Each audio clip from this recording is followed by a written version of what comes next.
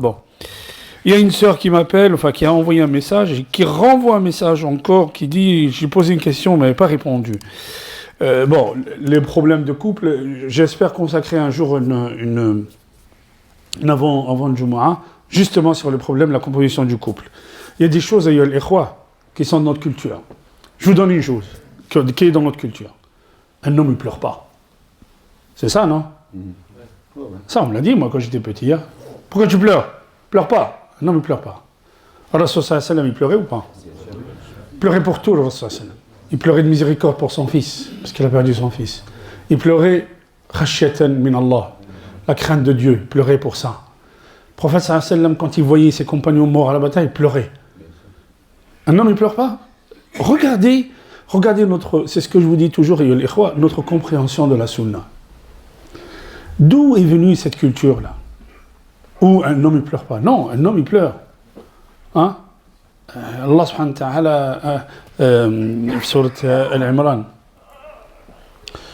yakhirrouna yabkoun. Allah subhanahu wa ta'ala, ce qu'il nous dit, yakhirroun, ma yasma'ouna ayatillah. Il parle de Ahl-Kitab. Vous savez que ça veut dire kharra en arabe. Le mur, quand il tombe en démolition, il tombe comme ça. C'est ça ce que ça veut dire, le terme. يخرون يبكون من الخشوع ومن خشية الله سبحانه وتعالى. C'est ce que nous dit Allah subhanahu wa ta'ala dans le Coran. Donc, Allah, Rasul sallallahu alayhi wa sallam, il dit il y a des yeux qui ne seront jamais atteints pour le feu de Jahannam. Parmi les yeux qui ne seront jamais atteints par le feu de Jahannam, Aynun bakat min khashyatillah. Un œil qui a pleuré de crainte de Dieu. C'est important. Alors, donc dans la conception de couple, elle me dit qu'il y a eu un différend et que le mari a quitté la maison. Qu'ils n'arrivaient plus à s'entendre, le mari a quitté la maison.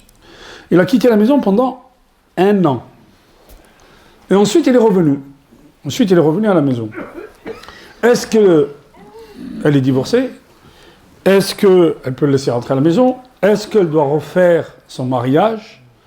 Quel est le statut ici? Quelqu'un qui est parti 1 an et qui revient à la maison, quel est le statut?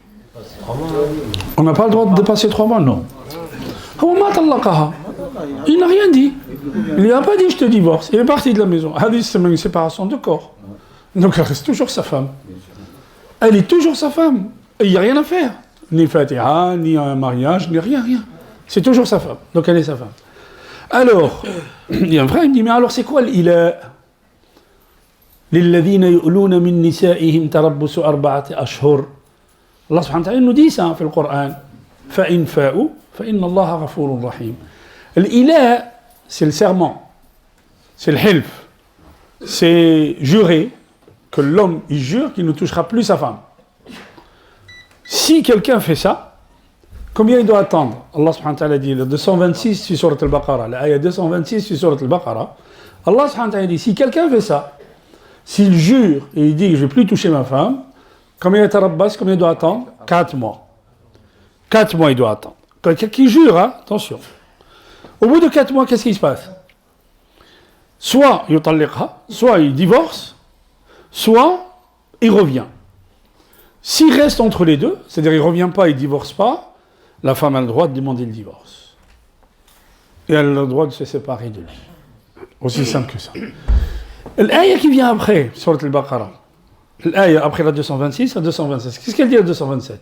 وَإِنْ عَزَمُوا الطَّلَاقَ فَإِنَّ اللَّهَ سَمِيعٌ عَلِيمٌ. Allah il nous dit, s'ils sont enclins au divorce, s'ils décident de divorcer, Allah est audient, est omniscient. Ça c'est quoi? C'est le divorce par consentement. On est à quelle date là quand l'ayah elle descend? On est à quelle date? L'ayah elle est descendue vers le Médina. Donc en 624, 625 à peu près a descendu cette ayah.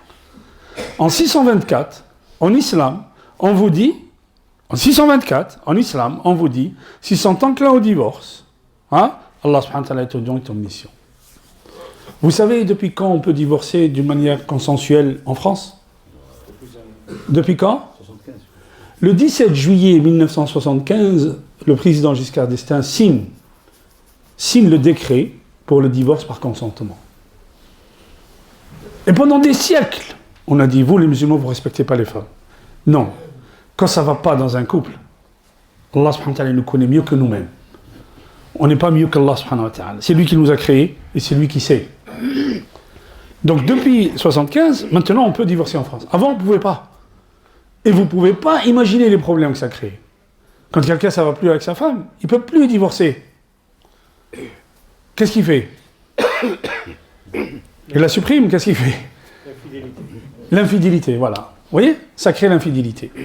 Donc des fois, vous voyez, c'est هو الذي أرسل رسوله بالهدى ودين الحق ليظهره على الدين كله. Le Mufassiroun, c'est lui qui a envoyé son messager avec la guidée et la meilleure religion, ou la din al-haq, la religion de vérité, pour qu'elle prenne le dessus sur toutes les autres. Cela ne veut pas dire que tous les gens vont devenir musulmans. Mais ce dont on se moque aujourd'hui, au bout du temps, on remarquera que l'islam, finalement, il avait raison.